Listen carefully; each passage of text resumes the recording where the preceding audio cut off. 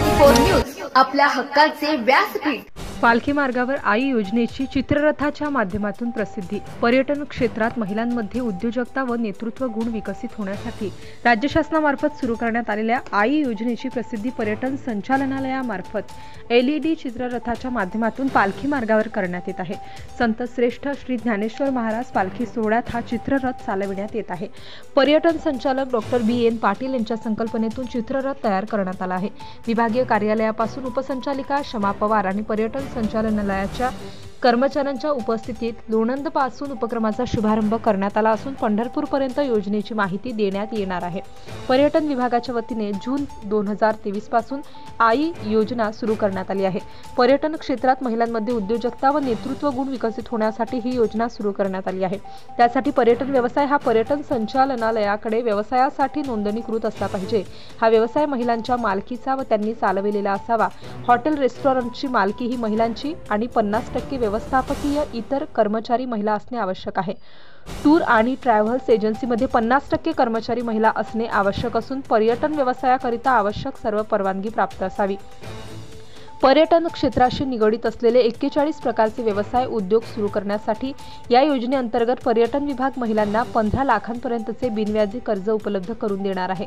बँकांमार्फत उपलब्ध करून दिलेल्या या कर्जाच्या 12% व्याजाचे हप्ते पर्यटन संचालनालयाकडून दिले जाणार आहेत। महिला उद्योजकता विकास, पायाभूत सुविधा, पर्यटकांच्या सुरक्षिततेला प्राधान्य, महिला पर्यटकांसाठी उपयुक्त उत्पादने वा सवलती, प्रवास आणि पर्यटन विकास ही आई योजनेतील महिलांसाठीच्या पर्यटन धोरणांची पंचसूत्री आहे। महिला अर्जदारांना पर्यटन संचालनालयाच्या maharashtra-tourism.gov.in अधिकृत संकेतस्थळावर ऑनलाईन अर्ज करणे बंधनकारक आहे।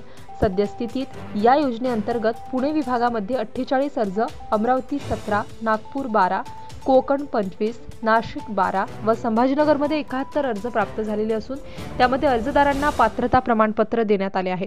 या क्षेत्रात व्यवसाय करणाऱ्या किंवा नव्याने व्यवसाय सुरू करण्यास इच्छुक असणाऱ्या महिलांना या योजनेचा लाभ घेण्याचे आवाहन पर्यटन संचालनालयामार्फत करण्यात आले आहे।